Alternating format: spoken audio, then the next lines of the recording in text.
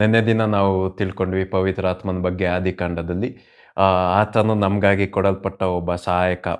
ಯಾವ ರೀತಿಯ ಒಂದು ಸಹಾಯಕ ಅಂದರೆ ನಮ್ಮನ್ನು ಪಾಪದ ಕಡೆ ನಡೆಸುವ ಸಹಾಯಕನಲ್ಲ, ಪಾಪದಿಂದ ವಾಪಸ್ ಪಾಪದ ವಿರೋಧವಾಗ ನಮ್ಮನ್ನು ನಡೆಸೋನು. ಸೈತಾನನ ವಂಚನೆಯಲ್ಲಿ ನಡೆಸೋನಲ್ಲ, ಸೈತಾನ್ನ ಅವಮಾನ ಪಡಿಸುವ ಒಬ್ಬ ಸಹಾಯಕನಾಗಿ ಅವರಿದ್ದಾರೆ ಅಂತ. ಇವತ್ತು ನಾವು ಪವಿತ್ರಾತ್ಮನ ಬಗ್ಗೆ ನಾವು ತಿಳ್ಕೊಳ್ಳೋಣ. ಆದಿಕಾಂಡ 2:21-22ರಲ್ಲಿ ಈ ರೀತಿಲಿ ವಾಕ್ಯ ಇದೆ. ಯೆಹೋವ ದೇವರು ಒಬ್ಬ ಸಹಾಯಕನ ಕೊಡಬೇಕು ಅಂದ್ಬಿಟ್ಟು ಏನು ಮಾಡ್ತಾರಂತೆ, ಮನುಷ್ಯನಿಗೆ ಆದಾಮ್ಗೆ ಗಾಢವಾದ ನಿದ್ರೆಯನ್ನು ಕೊಡ್ತಾರಂತೆ. ಮೊದಲೇ ಆದಾಮ ಗಾಢವಾಗಿ ಒಂದು ನಿದ್ದೆಯನ್ನು ಮಾಡ್ದ. ಆವಾಗ ಏನು ಮಾಡ್ತಾರೆ, ಅವನ ಪಕ್ಕೆಯ ಒಂದು ಎಲುಬನ್ನು ತೆಗೆದು ಒಂದು ಮೂಳೆಯನ್ನು, ಪಕ್ಕೆಯ ಒಂದು ಮೂಳೆಯನ್ನು ತೆಗೆದು ಅವನಿಗೆ ಅವಳನ್ನ ಕೊಡ್ತಾರೆ.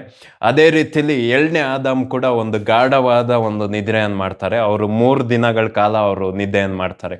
ಆವಾಗ ಅವರಲ್ಲಿದ್ದ ಆತ್ಮವನ್ನು ತೆಗೆದು ಯೇಸು ಕ್ರಿಸ್ತನ ಸತ್ತವರಿಂದ ಎಬ್ರಿಸುವ ಆತ್ಮನನ್ನು ತೆಗೆದು ಆ ಎಲುಬನ್ನು ತೆಗೀತಾರಲ್ವ, ಹಂಗೆ ಇವರಲ್ಲಿರುವ ಒಂದು ಆತ್ಮವನ್ನು ತೆಗೆದು, ಆತ್ಮದ ಒಂದು ಭಾಗವನ್ನು ತೆಗೆದು ಏನು ಮಾಡ್ತಾರೆ, ಸಭೆ ಎಂಬ ಅವಳನ್ನ ದೇವರು ಸೃಷ್ಟಿ ಮಾಡಿ ಯೇಸು ಕ್ರಿಸ್ತನ ಒಬ್ಬನೇ ಇರಬಾರ್ದು ಅಂದ್ಬಿಟ್ಟು ಯೇಸು ಕ್ರಿಸ್ತನಿಗೆ ಒಂದು ಪಾರ್ಟ್ನರ್ ಆಗಿ, ಒಂದು ಬ್ರೈಡ್ ಆಗಿ ಸಭೆಯನ್ನು ಕೊಡ್ತಾರೆ.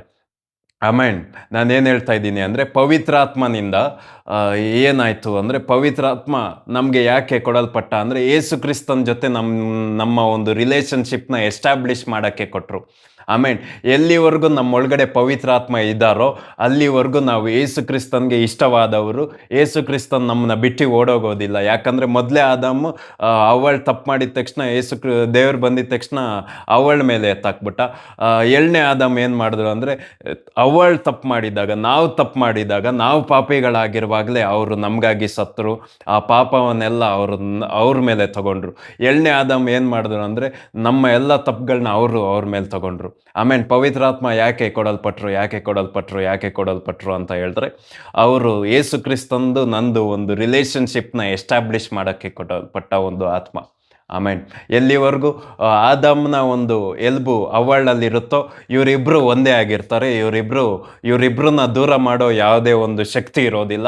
ಇವರೇನೇ ಪಾಪ ಮಾಡಿದ್ರು ಇವರಿಬ್ಬರು ದೂರ ಆಗೋದಿಲ್ಲ. ಇವರು ಎಲ್ಲೇ ಹೋದ್ರೂ ದೂರ, ಇವಳೊಂದು ಕಡೆ ಅವನೊಂದು ಕಡೆ ಹೋದ್ರೂ ಇವ್ರು ದೂರ ಆಗೋಕ್ಕಾಗೋದಿಲ್ಲ. ಯಾಕಂದರೆ ಅವನ ಒಂದು ಎಲುಬು ಇವಳೊಳಗಡೆ ಇತ್ತಲ್ಲ. ಅದೇ ರೀತಿಲಿ ನಾವು ದೇವರಿಂದ ದೂರ ಆಗೋದಿಕ್ಕೆ ಆಗೋದಿಲ್ಲ. ಯಾಕಂದರೆ ಯೇಸು ಕ್ರಿಸ್ತನಲ್ಲಿದ್ದ ಆತ್ಮ, ಯೇಸು ಕ್ರಿಸ್ತನ ಪಕ್ಕೆ ಮೂಲೆ ಆಗಿರೋ ಪವಿತ್ರಾತ್ಮ ನಮ್ಮೊಳಗಡೆ ಇರೋದ್ರಿಂದ ನಾವು ದೇವರಿಂದ ಯಾವತ್ತೂ ದೂರ ಆಗೋಕ್ಕೆ ಆಗೋದಿಲ್ಲ. ಆಮೇನ್.